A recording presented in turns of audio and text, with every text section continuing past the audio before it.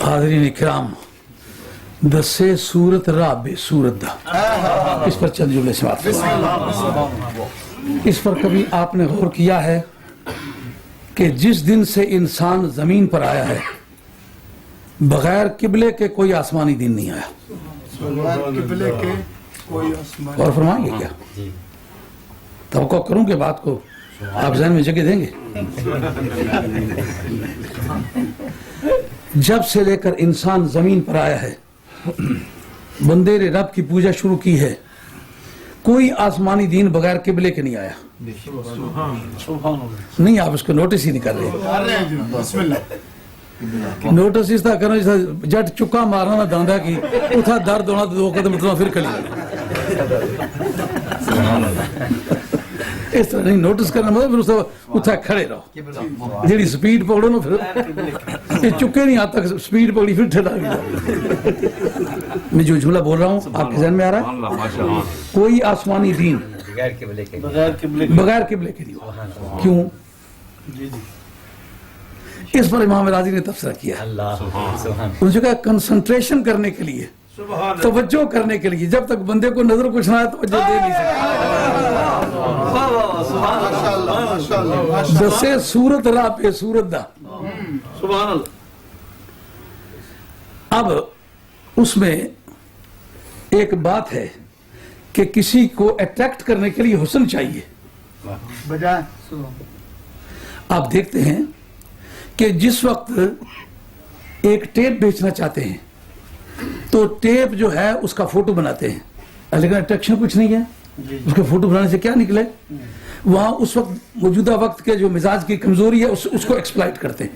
ایک خوبصورت عورت کو نیم اریاں کر کے اس کا فوٹو ڈال کے اس کی ہتھیلی پر وہ ٹیپ رکھتے ہیں۔ کیا مطلب؟ یعنی جس وقت اس کو اپنی ایمانی کمزوری کی وجہ سے اس کی اریانیت سے بندہ متاثر ہو، کھچتا چلا جائے، کھچتا جب ٹیپ پر سے گزرے تو اسی توجہ سے اسے بھی دیکھ لے۔ قطع نظر اس بات کے کہ غلط مقصد کے لیے ایک صحیح فارمولے کو استعمال کیا ہے۔ فارمولہ یہ ہے کہ جس میں بذات خود کشش نہ ہو اس کے اندر کشش پیدا کرنے کے لیے پھر کوئی کشش والی چیز رکھتے ہیں ساتھ تاکہ توجہ پوری طرح کنسنٹریٹ ہو سکے۔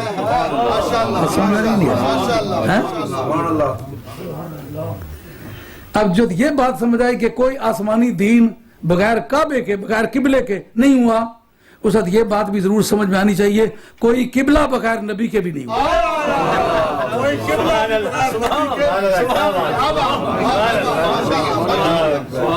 یہ گلاں کے کدھر سنیا نے اے بچو باوے نے جلے پھر اگلی یہاں رکھی دبا ساں بتا تو نہیں پتہ لگ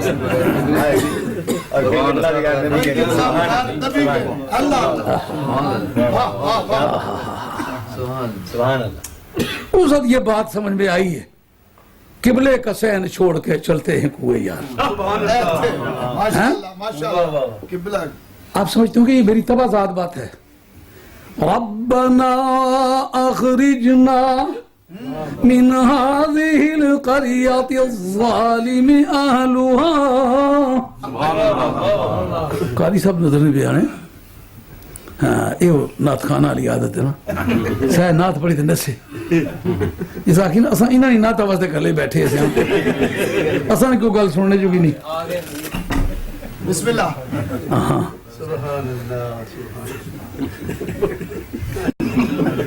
یہ مجلس ذوق ہے، اس میں پتہ نہیں کون سا وقت ایسا ہو جو فیضان کا وقت ہو۔ میں نے کسی قرات کے قاعدے کو اس وقت استعمال کیا تھا تو اس وقت مڑ کے آپ کی طرف دیکھا، آپ غائب تھے۔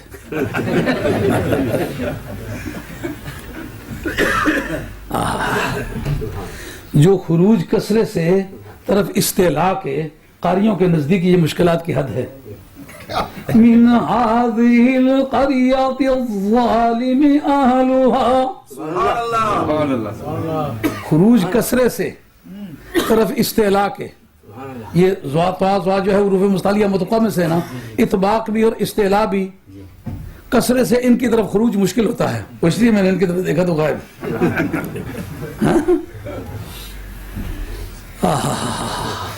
اگر کوئی قوم جس کے پاس آسمانی دین تھا قبلے کے بغیر، خواہ اس کا نام کعبہ ہے خواہ اس کا نام قبلہ، لیکن قبلے کے بغیر نہیں ہوئی، تو پھر ساتھ ہی یہ بات بھی پتہ چلی کوئی قبلہ بغیر نبی اور رسول کے بھی نہیں ہوا۔ کیوں؟ دکھانا ٹیپ تھا لیکن ٹیپ میں کشش کچھ نہیں، تو دور حاضر کی پسندید کو جانچا کہ یہ کیا پسند کس کو کرتا ہے، جو اس کے پسند کا دائرہ تھا اس کو تلاش کر لیا۔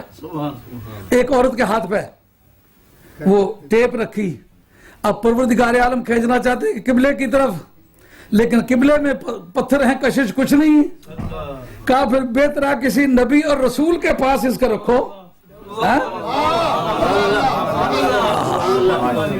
علامہ بدر الدین عینی عمدۃ القاری شرح بخاری کیفہ بدء الوحی اس چیپٹر کے اندر لکھا ہے کسی بھی نبی اور کسی رسول کو جو پروردگار عالم نے دنیا میں بھیجا کوئی بدصورت آدمی دائرہ نبوت میں قدم نہیں رکھ سکا۔ کسی بدصورت کو اللہ تعالیٰ نے نبی یا رسول نہیں بنایا۔ کیوں؟ جس کی دان تقید رہنے پہ اس کی کلمہ کوئی کس طرح پڑھا مرزا قادیانی صاحب نے جھوٹا ہونے واسطے یہ بھی دلیل بڑی کافی ہے۔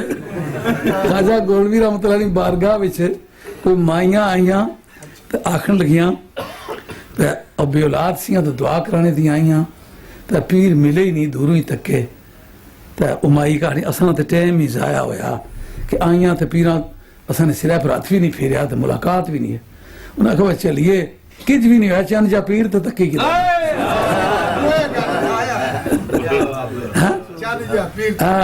چند جو پیر تو دھکی کی طرح۔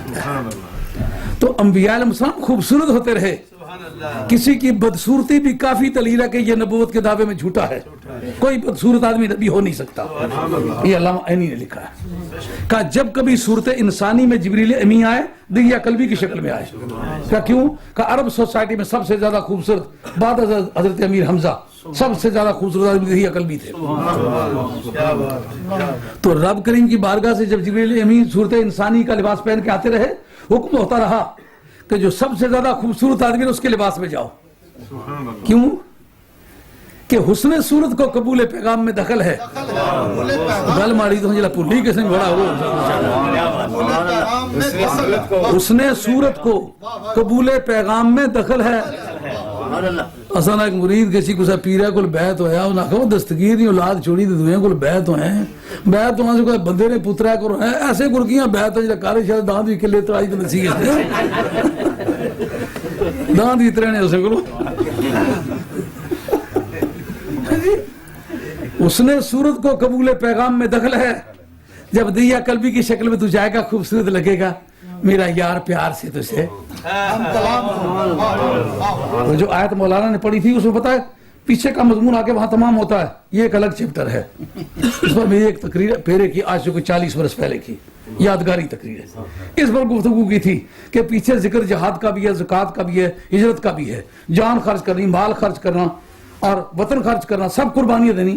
انسان نے کہا اتنی بڑی قربانیاں تو میں نہیں دے سکتا، کہا نہیں دے سکتے ہو ایک مرتبہ نگاہیں چار کر کے دیکھو لقد جاءکم رسول ہوں جنے نا پتر بن جان سام